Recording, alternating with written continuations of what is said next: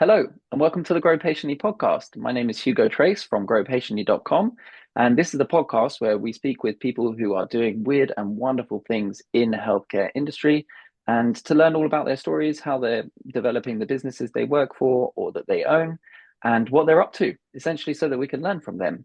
Now, I do have a new tax, which is for everybody who listens to the podcast, which is just as simple as this.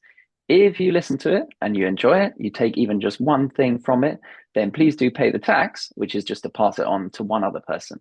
So, Joshua, welcome. It's lovely to see you. Why don't you quickly introduce yourself? Yeah, Joshua Copeland. I'm the director of cybersecurity at Crescendo.ai. I'm also a professor of cybersecurity at Tulane University. Thank you. Yeah, I'm so excited for this one because I'm not even a novice. I'm beneath whatever that would be, beneath the novice on cybersecurity. So I'm really excited to hear all about it. And yeah, before we start, I always like to ask this, which is that you're based in Northwest Louisiana. And let's say I've never been there before. Obviously, I'm coming from London. Let's say I come over to visit the area. What do I need to do? Where do I need to go? What do I need to eat or drink, for example, to really experience it like the locals do? So it's Northwest Louisiana. So there's two things that you have to do. You have to have some Cajun food and you have to have some barbecue. Depending on what your vibe is, the seafood's fantastic. If you're not into seafood, the barbecue is amazing. Very Texas style barbecue. If you like olives, you can't go wrong with a muffaletta. The food here is just phenomenal. And then there's just so much stuff to do. We have an aquarium, we have casinos, racetracks, all kinds of entertainment in the area. It's always something to do here. Oh, it sounds good. Yeah, I love all that American barbecue. Not that I really get to experience it, but I see it on the TV. The long, long cooking, slow roasted things. Oh, yeah, I've always promised myself that one day, maybe like a year or two into the podcast, I'm going to go and do a tour of all the people that, that I met and go and try and tick off all the things that they've said. Okay, well, let's dive into it because you have had a long and incredibly interesting career that I'm really excited to hear about. And you're currently in the AI, cybersecurity, and healthcare industry all sort of wrapped into one. So, uh, why don't you start by telling us sort of your story and how you got to where you are with Crescendo AI? Yeah, I was one of those folks that in high school, I knew I wanted to join the military and I didn't really know what I was going to do when I grew up. So I joined the military and got put into logistics. Got to my first duty station and they're like, hey, we need someone to do this thing called a work group manager. We're not really sure what we need someone to do with it. Something computer admin. You said you like playing with computers. You want to do this? And unlike everything I've ever been told in my entire career is never volunteer for anything. I was like, sure, I'll go do that. No problem. And fell into IT and cybersecurity and just fell in love with the field, the all the new things that you can consistently learn. There's not a day that goes by that I don't learn something new, that there's not some new innovative thing that has occurred or a new threat vector that comes in that kind of just forces you to stay at the top of your game and you have no opportunity to rest on your laurels. Your good day yesterday is nothing compared to the day that you're going to have today because six things have changed and five different threat vectors have come into play overnight while you slept. I love it. Yeah, it sounds like so exciting. Well, you were the one who taught me that you can get the AI, different AI platforms to run a check in the morning, which is something you do. You'll have to tell us because I thought it was such a cool idea. Yeah, so there are tons of different things that you can do with various AI platforms, ChatGPT, uh, Gemini, pick whichever one you want. The one thing that we had discussed was something I do to help me stay informed and cut down the amount of time that I have to, go out and scour the internet for all of the bad things that happened while I was asleep overnight. And I built a prompt within ChatGPT to say, go out and look for all new vulnerabilities, all new leak notifications, all things related to my company, related to my particular field, um, anything related to customer experience, which is the larger category of business that my company falls into. And every morning it will generate this report for me at 7 a.m. And then every hour it will tell me, hey, this new thing occurred between the last time I updated you and now. So when a new vulnerability comes out, I get that information. I get multiple sources for it. I get the CVE score. I get the, KV if it's got a known exploit. It gives you kind of all that information that it would have taken me, hours to cultivate that myself. But now I've programmed something to kind of do that for me. And it allows me to have more time to actually work on fixing all those things instead of just finding that they exist.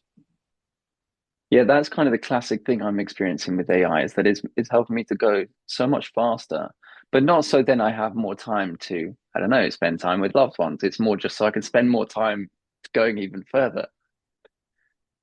I mean, that's a case of time management. If you use the AI appropriately, you can definitely open up some white space in your calendar where you're able to focus on some other things. You have to definitely prioritize what's important to you at that particular time. For me, I love that it frees me from a lot of very time intensive activities that don't have a lot of return on investment outside of getting the information. I like having the ability to get information relatively quickly and then actually do something with that makes my organization better, makes my network more secure, that allows me to cultivate better capabilities within my organization.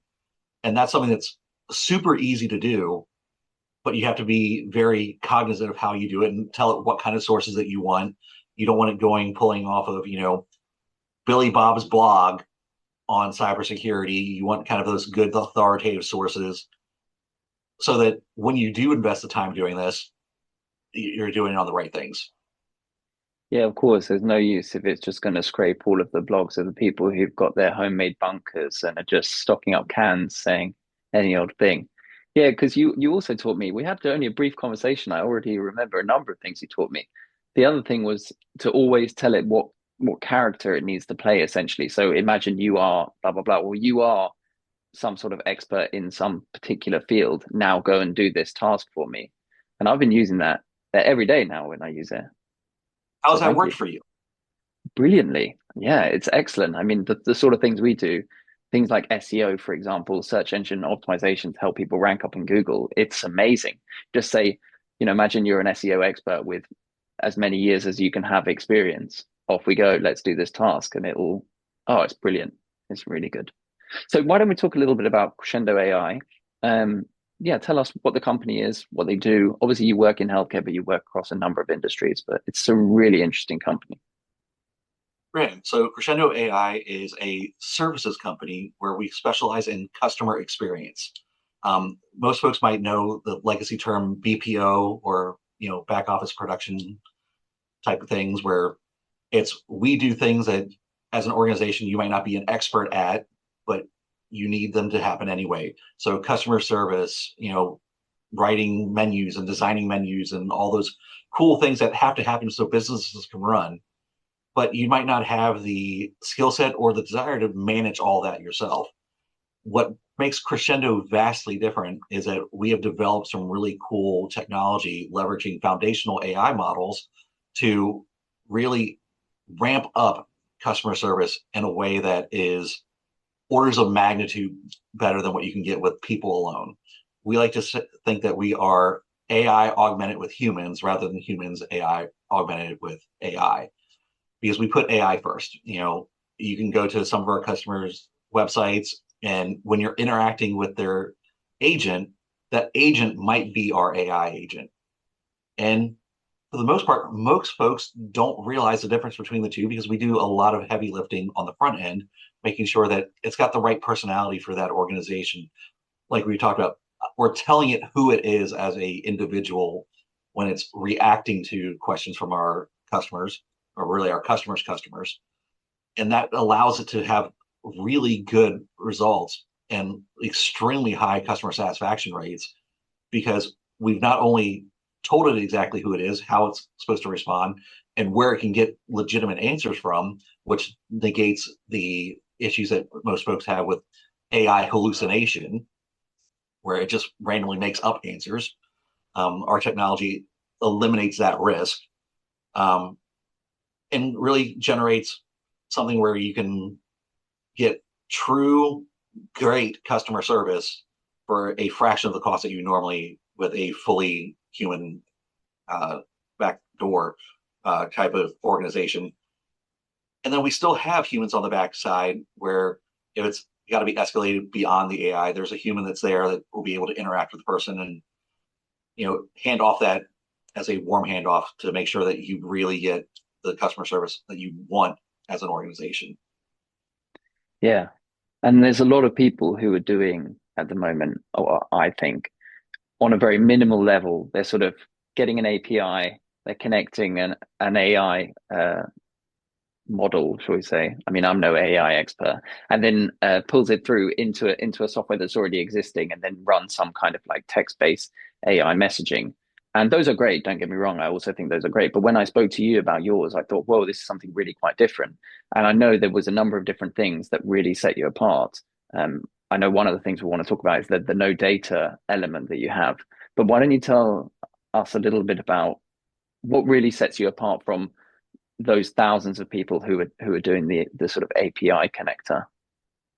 Well, it's really about the engineering. There's a myriad of studies that have been out there where the vast majority of AI initiatives fail in organizations. And that's largely because we have really great ideas of what we want to do with AI, but you don't have the expertise to actually bring that to fruition in a way that's going to actually work for your organization. We have folks who AI is all they do. They live, breathe, and eat AI and implementation. So they're able to really get great results from all the capabilities that we have out there. And what kind of really brings it to like the next level for us is that we're being very, very specialized and we're focusing on customer experience. We want you to have, as our client, that your clients have a seamless customer experience where it is absolutely top tier, that folks actually go on sites like Trustpilot and say, you know, this agent did wonderful. They helped me. They got my issue resolved within, the first 15, seconds of getting into the conversation with them.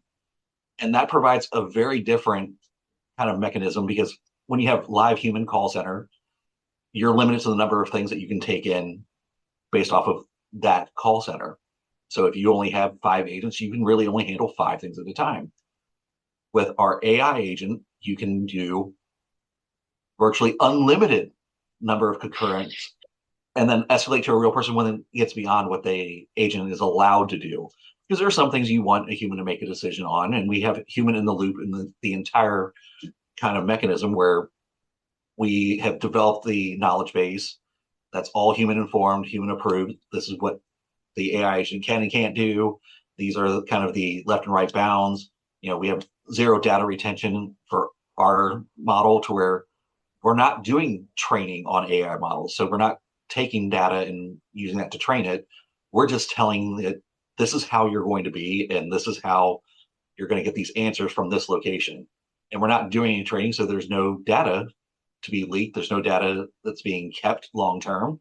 And that creates a really great scenario where it's inherently far more safe than what a lot of folks are doing, just plugging in an API in and not knowing where that data is going, how it's being used, or what's being trained on it. Yeah, the zero data bit was so fascinating that every single interaction is almost a fresh one. Is It that is. which is that really blew my mind. I mean, so many things about AI blow my mind. One of the things you just said reminded me of that film that came out with Joaquin Phoenix called Her. Have you seen that? I have. Ah, yeah, yeah. Maybe you'll tell me it's unrealistic or something like that. But there's this moment. Oh, I'm going to spoil it. But the moment at the end where you realize that the AI is able to have these multiple conversations with multiple people. It's a bit like you said, customer service agents can only do one at a time, but these AI agents, they can do as many as, well, can they just do an infinite amount as long as you've got the server power? As much as you have computing power for, they can do that. It's incredible. Okay, and so what's your sort of main role in Crescendo? Are you particularly focused in on cybersecurity and hence the data element? Yeah, so in my role for cybersecurity, I'm in charge of the cybersecurity for both our human agents as well as our platform that runs our AI agents. So it's really making sure that all of those things up to our industry standards, as well as for me going well beyond our industry standards to make sure that they're safe, they're secure, that they're not doing anything that we don't want them to do, and that we're protecting not only our direct customers but our customers' customers. Because ultimately, for me, cybersecurity is a human-centric job. It's all about protecting humans, whether it's humans' data or humans' lives, depending on what type of system that you're running. But it's all about people. So I look at it, if my system gets breached, that's not hurting just my business. That's hurting all of my business's clients, all my clients' clients. You know, that data gets out, and then potentially, a bad actor gets a hold of their PII and, runs up thousands and thousands of dollars in credit card debt. You know, that's very, real and concerning for me. So I put a lot of effort to make sure that we're doing everything we can to protect everyone because it is all about people. Yeah, thank goodness we have people like you who do that role because sometimes I get a notification saying that my data was part of some kind of breach where X million number of data points have been released by some kind of company that just got hacked. And I think, wow, someone's now got just a little bit of data about me. And I always think, how do they then use it? Is it for the people where they've got your password and your password is like password 123, and then they'll go and take it from the smaller site and go and try it on all the bigger sites, like where your banking details are? Is that how it works? Well, that's exactly one of the threat vectors they do. Password reutilization is, as much as we've railed against it over the last 20 plus years, still alive and well. If you looked at the most recent password breach report, password is still one of the top 10 passwords being used globally. Um, admin is another very common password that's still being used globally. So they know your email address. They have the password that is associated with you. It's not terribly hard to go and try to figure out, where do you bank? Where do you, get your utilities from? Some of that stuff I can know just based off of figuring out where you live. Mm. Where I live, we only have one utility company. Everyone's going to be using SWEPCO. Everyone's going to be using Delta Utilities for their gas. So, okay, I've got Josh's email and I've got Josh's password that got breached like 3 years ago. Let me try and just use that. And now I can get into those accounts and, potentially use that to get other information like banking information because I might have those things set up on auto pay and maybe that site doesn't have it set up properly. Or I take that data and go set up accounts for different things and, take out things like mortgages or buy a car because I have your name, I have your, unique identifying number in the US, a social security number. I have your address. I can use that to then go sign up for a credit monitoring service that I get a whole bunch of all of their information on you, or I can run a background check on you from any of these free services or low cost services like Been Verified and go, okay, now I know a whole bunch of your previous addresses and I can now start figuring out guesses to what your security question answers are going to be.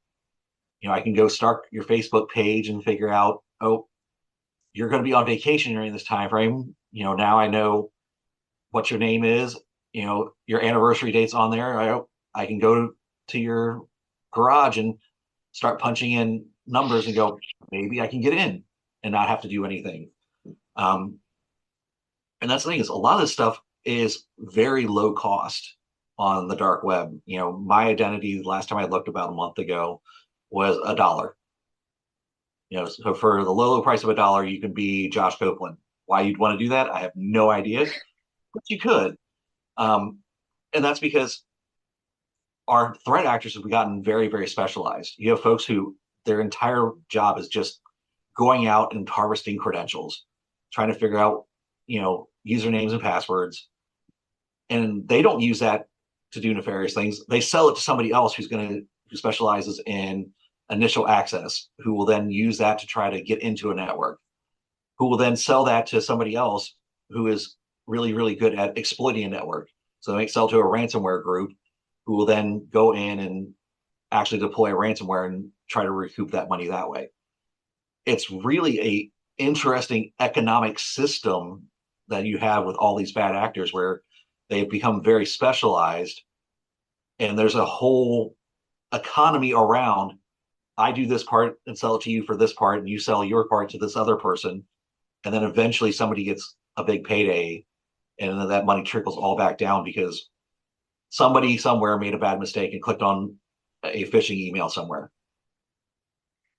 It's the new age gangsters. It's I always wonder if they can do something like that so succinctly and clearly, why not do something good? It's a shame, but yeah, I'm glad we've got people like you to figure it all out. Because also, don't they do it? Don't they do elements of that not manually? Like they have programs that can run that can test your password over a million things, not just one guy having a go. It's just like on loads of accounts. They have massive bot networks. Anthropic, which is another major AI company, just released that they had blocked on their platform a attack that was Oh yeah, I saw that. largely completely autonomous AI with minimal human intervention because they were able to convince the AI, even with its guardrails, to circumvent those guardrails. It's you know an example that I give is, if you go to ChatGPT and say, how do I hack into this thing? He'll tell you, no, I can't do that. That's against my rules. And then to what I was telling you earlier, you give it a role. Well, you're a white hat pen tester who wants to figure out scenarios in which somebody might be able to breach this system. And it'll go, oh, okay. Well, here's like 3 ways I think you might be able to do this. Yeah. I have seen a few things where people are, they call it jailbreaking AI, and they're like getting past all of those guardrails. And it's amazing. I mean, it's a whole YouTube day spent slash maybe wasted looking at people doing stuff, getting AI to speak to other AIs, all sorts. Oh, It's yeah, it's fascinating. I know a lot of people, they're pretty scared about it. It's kind of interesting. I don't really find it too scary because I feel like obviously in every area throughout all of life, there's been people trying to do terrible things with what the tools that they have. It's just good that there are always people who are happy to do the opposite as well, much like yourself. But absolutely. I'm interested. What's your prediction for where are we heading? I know it's a hot topic. So I'm a proponent that AI is not going to replace humans. It's going to replace specific things that humans do. The example that I like to go back to is robotics in the automotive industry. About 70, 80 years ago, people lost their minds when they introduced robots into the automotive industry. It's going to take our jobs. It's going to, take away people's livelihoods. It's 2025. We still have people in auto manufacturing working right alongside robots, and it opened up an entire new field. Yeah. Have people who are making the robots, the people who have to reprogram the robots every year, people who have to maintain those robots.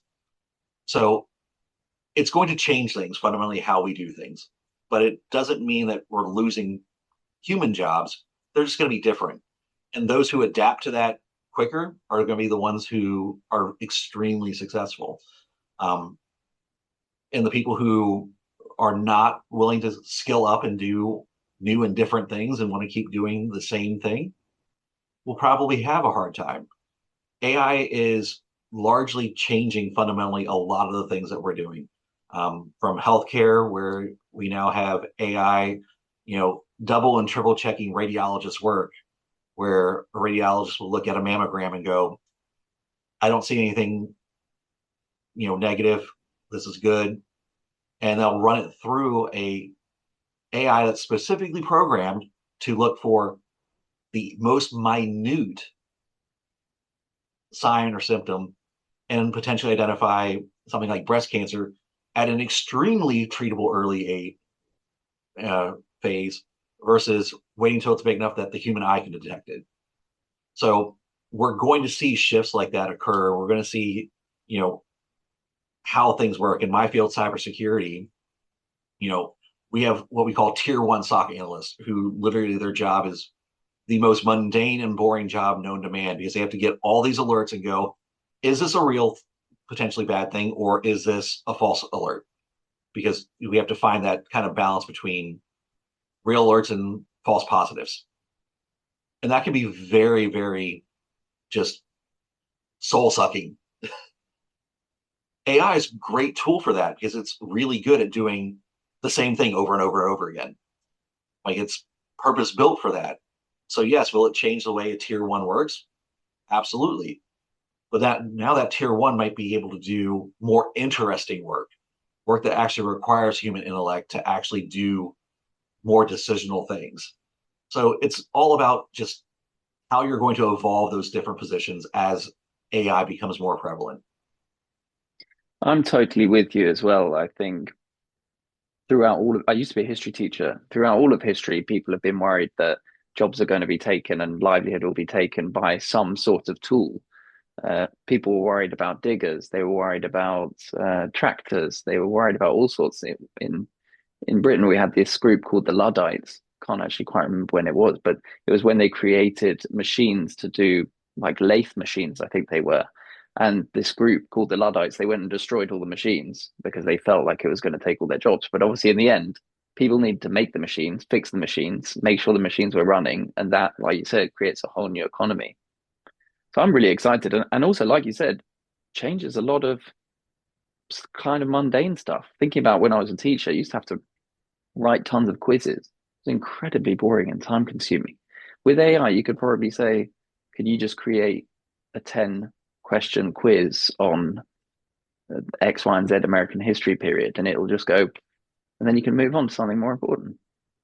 Yeah, absolutely. You take your textbook and go, give me a quiz that's 10 questions on chapter 10, which is pages between this and this, and make it a multiple choice thing. Yeah. And, a few seconds later, you have a fully formatted quiz, and you can go, all right, I don't trust AI inherently. So I'm going to go through and check and make sure everything's right. But my amount of time to do that is a fraction of what it would take me to go read through the book, write the individual questions, write the answers, and do all those kind of And pieces and format parts. it. And then if you're using a learning management system, whether you're using Moodle or Canvas or Blackboard, you can actually have it formatted into that format to where you can just upload it into your learning management system. And that's a significant amount of time that you can focus on doing things that are important, like actually teaching, helping those students who didn't quite get it the first time, being able to do cooler stuff rather than just the minimum things you have to do because you have to spend all this other time doing this kind of mundane work that is mind numbing. It is interesting though, because there's still a lot of resistance. I think certainly for someone like you, you're right at the coal face, they would say you're right at the front of it. And even in my industry, we use it. I use it all day, every day for everything. And I'm just thinking, imagine if I was still a teacher, I would be using it for everything because how I couldn't wouldn't be able to not use it. But I bet you anything that like 80% of people are not. They're thinking they're just not using it for that. And maybe use it for the odd thing in their life. Yeah, you'll see a lot of folks who will dabble in it, and you'll see folks who, what I think, overuse it and over rely on it. Um, I teach, and I've absolutely seen papers that come in that Yeah. I am 100% certain AI wrote this, and they go, "Well, how do you know?" I'm like, "Well, you can read these three paragraphs that match the things that it matches their voice, their tone, it matches the way that they normally write in like the discussion post, and then this other three paragraphs that are a completely different tone, text, vocabulary usage, and you go, there's no way the same person wrote both of these." Without a doubt, there are students doing that everywhere. That's for certain. Yeah, Yeah, so we get some applications as well, like job interview kind of things. And sometimes it even says at the bottom, Claude makes mistakes, please double check. And I think, come on, you haven't even double checked that. So, okay, let's get back to Crescendo AI because I'm keen to know how you've sort of developed the business, how are you getting the word out there? Um, for people who listen to the podcast, my background now since teaching is marketing, so it's all about spreading the word.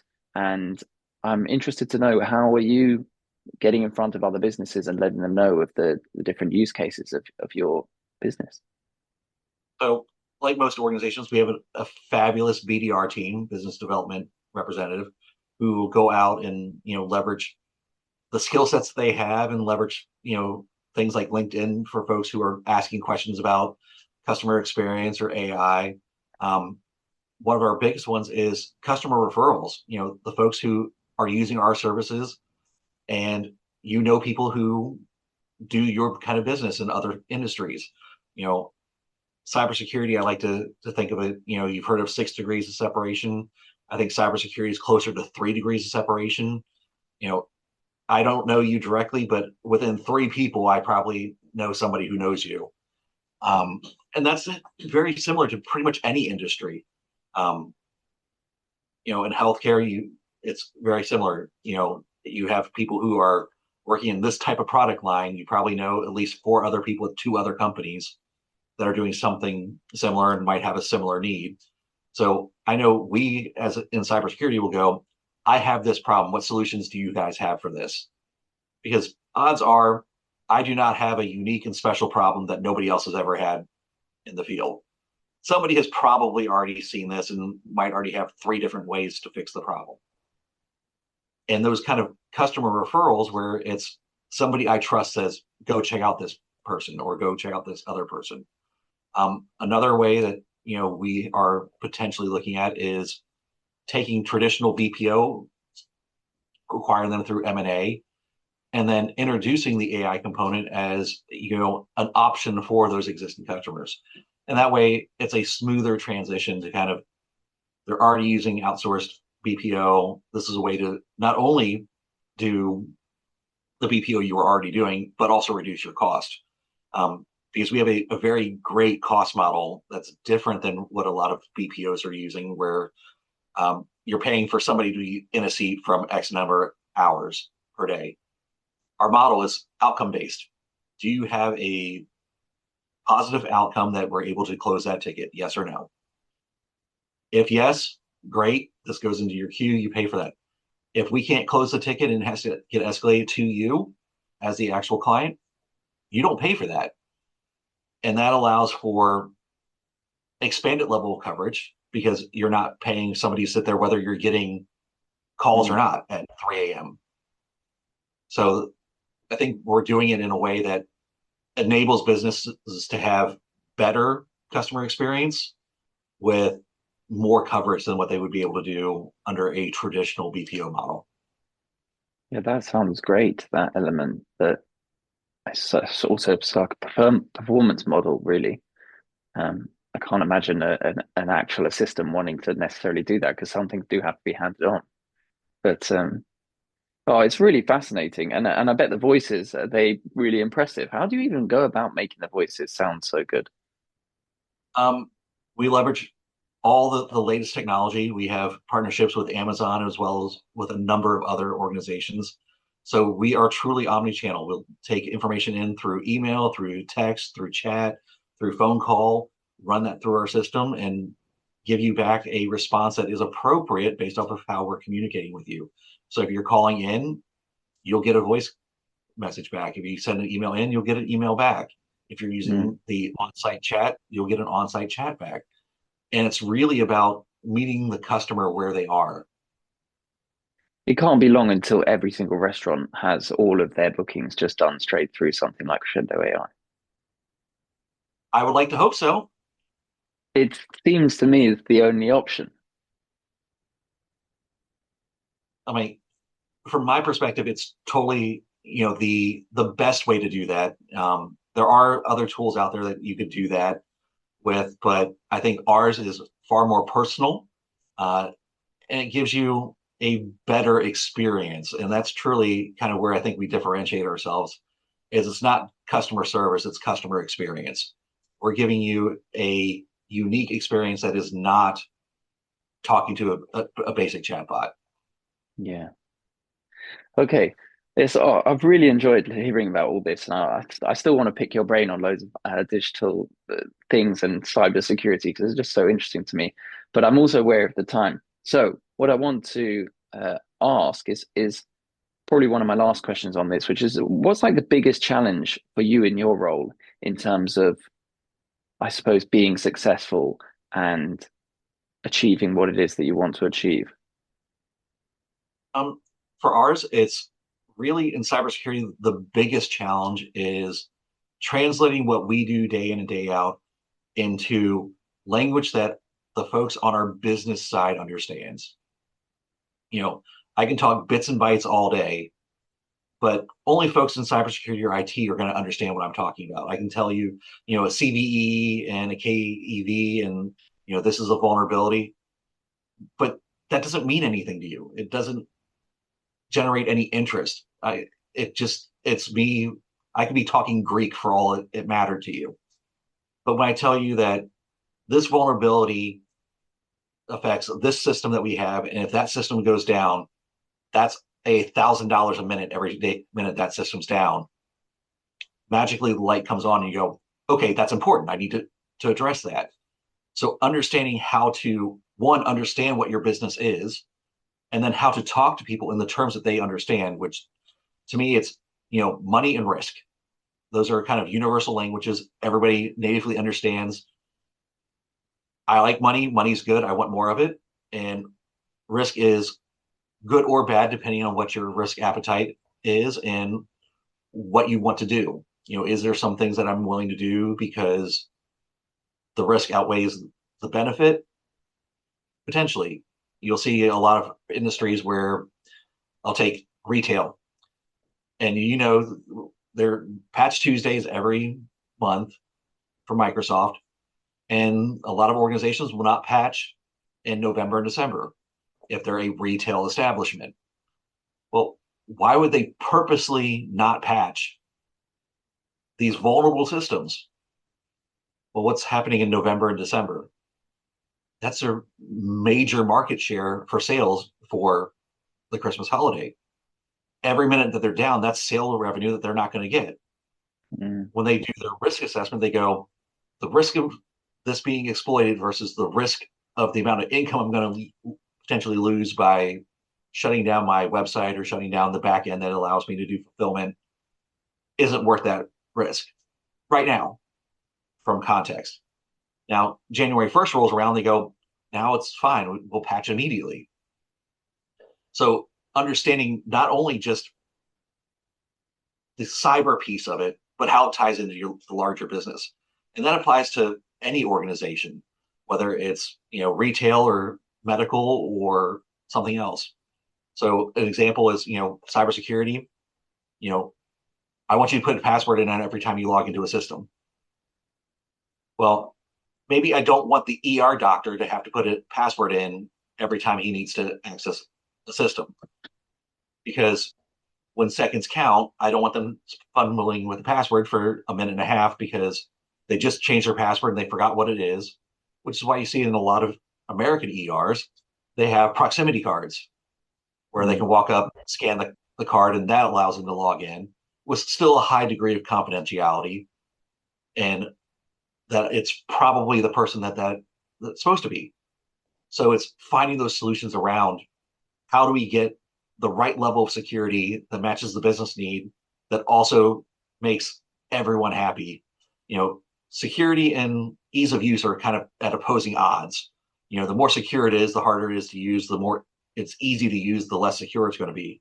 You have to find that kind of happy medium between the two with the right friction point where it's the right amount of security for that particular use. So you can't blanket it saying, the standard says this, and that's what we're going to do, because that doesn't necessarily apply to your scenario, which is where that cybersecurity leader really needs to come in and do that translation of the bits and bytes into dollars and cents or into risk. mm. Fascinating. What do I need to do to tighten up my own security? I'll give you a quick whistle down of what I do currently, which is just I shred everything. I'm obsessed with shredding even my address. I don't know why. Every time I get sent something in the post. And then I have one of those one password things where it's on my phone and I just have one password to get into it, and then it's got all like multiple characters and all that kind of stuff, and it tells you when it's been breached and you can change it. What's the next step for me? Um, how do you access that? Do you access it with a password or do you access it using multi-factor authentication? It's with one password. That's their sort of unique selling point. But yeah, I suppose maybe that's because I don't know much about keys, security keys and things like that. So, and that's where it comes down to, if I have your phone, what can I do with that? Like, how easy is that password to guess for your one password? Well, I Is just it, have password 123, so I mean, is it no, the same password for everything else? Like, you might yeah, have purpose of that. Um, I'm a big proponent of Go passkey. So that's more hardware, software defined rather than passwords. Anything that's biometric that will help you, you know, secure. I can know what your password is. I can't get your fingerprint. I can't get your face. Those are things that make it harder to get your stuff digitally. And there are lots of tools that do that. Windows natively supports that for Windows Hello and Passkey. Um, so that's a big thing that's super easy. Another thing is just have different emails for different things. Have an email that's actually for your important. This is the stuff that my bills go to. This is the email that this website requires me to put the email because I want to download this, PDF on this thing. Have a dedicated email that's just for that. mm, And the passwords are different passwords between them. That way you're reducing the blast radius if something gets broken into. And that's the big yeah. thing, is just understanding where your blast radius is and how to shrink that as much as possible. Mm. I'm gonna have to do an audit tonight. Yeah, I love it. Okay, so final question I always like to ask.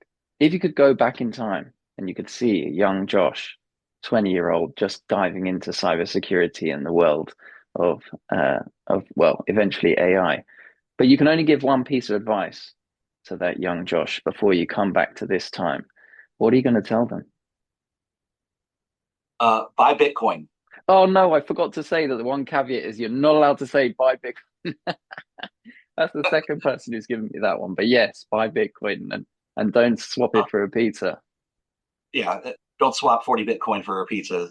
That was, looking back, that was very dumb. At the time, it was brilliant, but that's that hindsight being 2020. It's like investing in Apple or Microsoft.